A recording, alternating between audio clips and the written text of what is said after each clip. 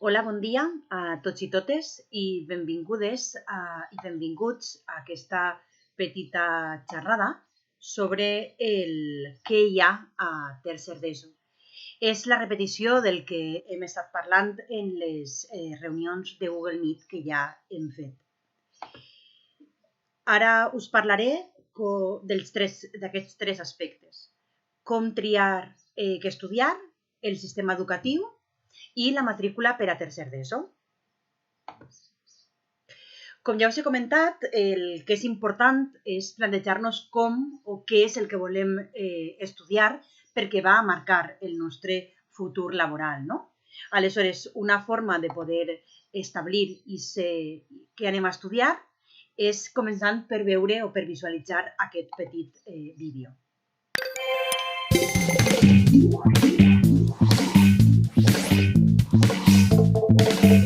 ¿Cómo elegir qué estudiar? ¿Debería estudiar lo que me gusta o algo que me ofrezca más posibilidades laborales? No son opciones contrapuestas. Deberías tener en cuenta que si estudias lo que te gusta, tendrás más posibilidades de trabajar en algo de tu gusto y ser mejor profesional.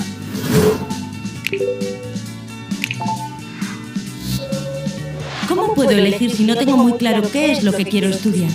Escribe en una hoja todas las opciones y analiza los aspectos positivos y negativos de cada una de ellas. Dónde estudiar, condiciones de acceso, duración, precio de la matrícula. ¿Y cómo optar entre varias profesiones que me gustan? Debes conocer las características de esas profesiones y analizar si coinciden o no con tu personalidad y tus intereses. Con frecuencia, tendemos a ver solo los aspectos más positivos. ¿Hay alguna profesión que se adapte mejor a mi forma de ser y a mi situación personal? Antes de elegir tus estudios, además del mercado laboral, debes conocer bien tu propia realidad personal, forma de ser, capacidades y aptitudes, valores y situación económica. ¿Son los estudios universitarios mejores que los de formación profesional? No se puede afirmar que una opción sea mejor que la otra. Debes elegir la formación que se adapte al trabajo que te gusta. Además, el sistema educativo te permite pasar de una a otra. ¿Cómo puedo saber que la decisión que he tomado es la correcta? Depende de ti. Trabaja duro e intenta ser excelente. Nunca te limites a aprobar asignaturas. ¿Qué debo hacer si en mi casa no les gusta la decisión que voy a tomar? Escucha a la gente de tu alrededor y explícales tus criterios. Si son objetivos, lo admitirán. Resumiendo, para decidir qué estudiar, analiza los pros y contras de las opciones de tu gusto y tu realidad personal. El trabajo que te gusta te satisfará más que una opción exclusivamente económica. Todas las profesiones tienen cosas buenas y malas. Ten todas en cuenta. Al elegir una profesión, analiza también tu personalidad, necesidades y habilidades.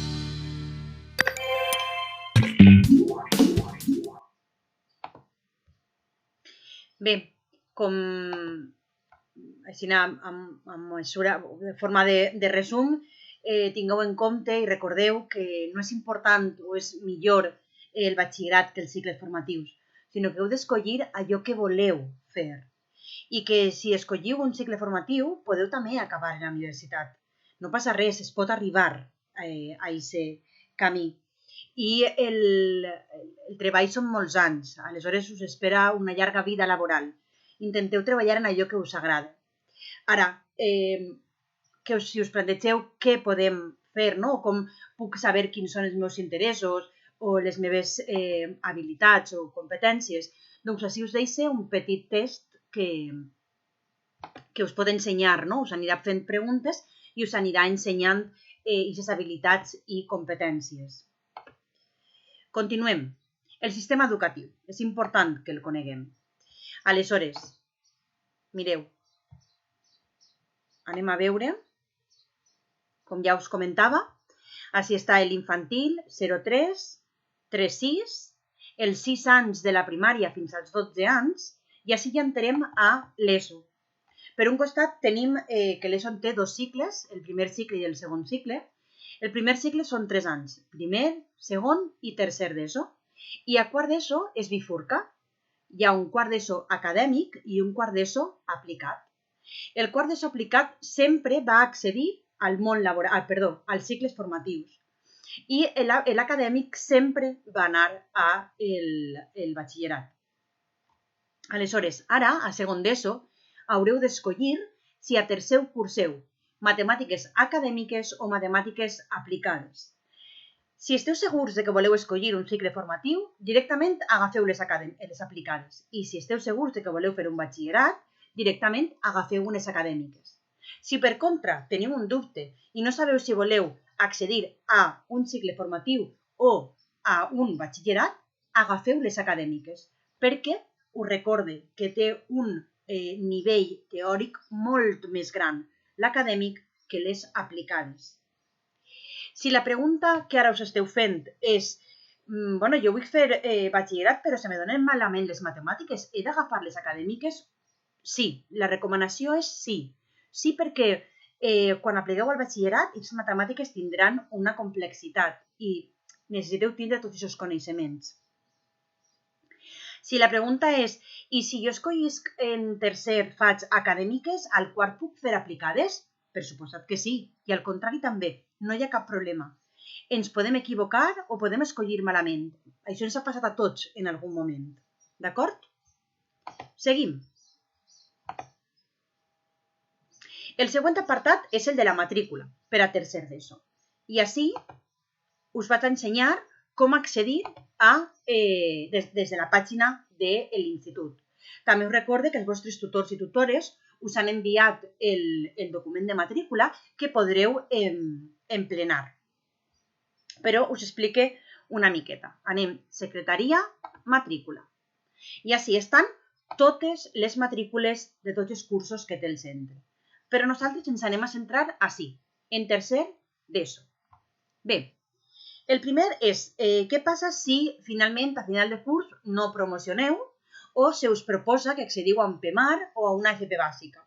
No hi ha cap problema. Vosaltres emplenareu la de tercer d'ESO i després si passa això de que accediu a un PEMAR, a una FP bàsica o no promocioneu o repetiu, aleshores l'equip directiu ja se posarà en contacte amb vosaltres perquè empleneu l'altre full de matrícula. Jo us vaig ensenyar els diversos documents que hi ha. D'acord? Ja de pas us vaig ensenyar també... No. Bé, el de les optatives. Així podeu veure un petit resum que han fet els professors i professores del centre sobre les diferents assignatures optatives que hi ha al centre. I, com podeu veure, en algunes de les assignatures podreu trobar un enllaç del vídeo de promoció. Mireu, us vaig ensenyar com s'accedeix.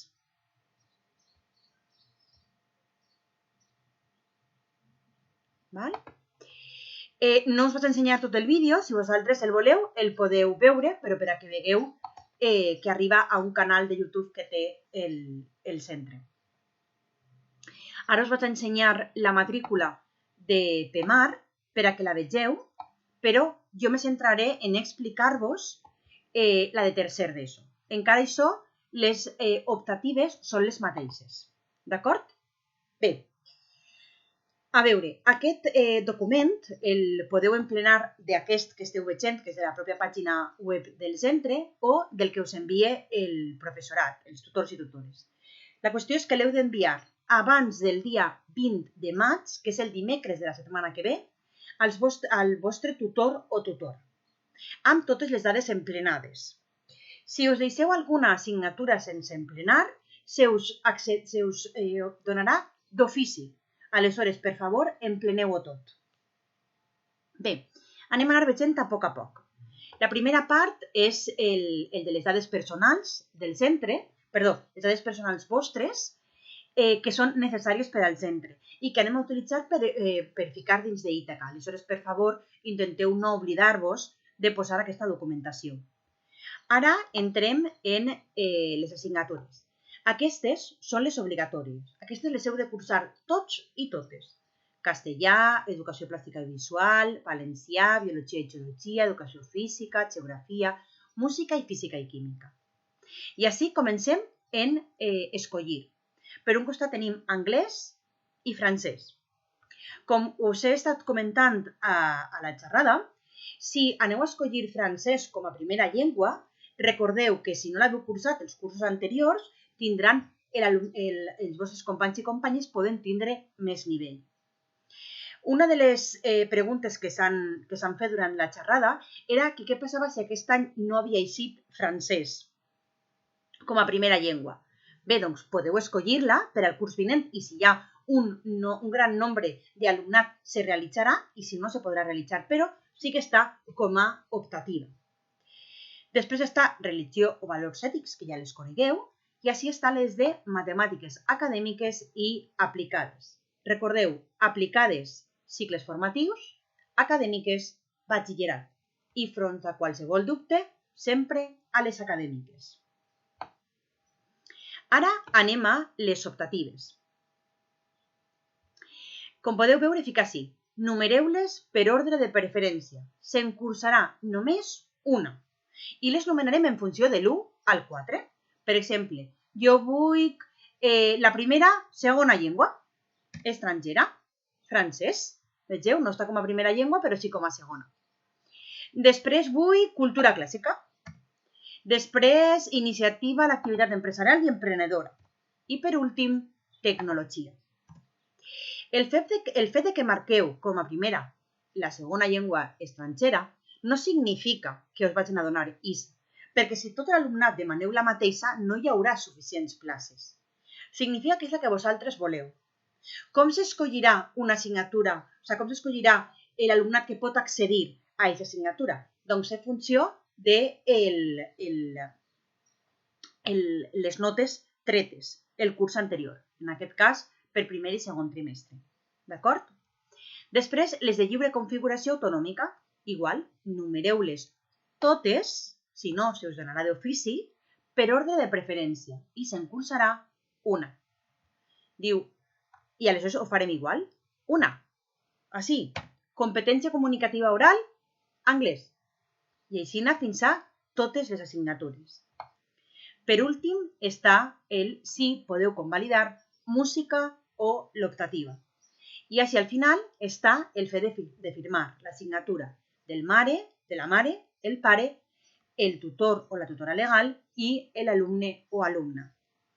Com us hem explicat en les xerrades, aquest any no haureu de signar degut al Covid, a la situació del Covid, així que quan tingueu la matrícula emplenada heu d'enviar-la abans del dia 20 als tutors i les tutores.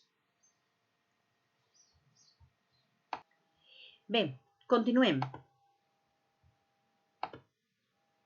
I ja per finalitzar, moltes gràcies i si teniu qualsevol dubte, així estan els correus de totes les tutores, el correu del director i de la cap d'estudis i el correu del Departament d'Orientació, en aquest cas el meu. Moltes gràcies i adeu.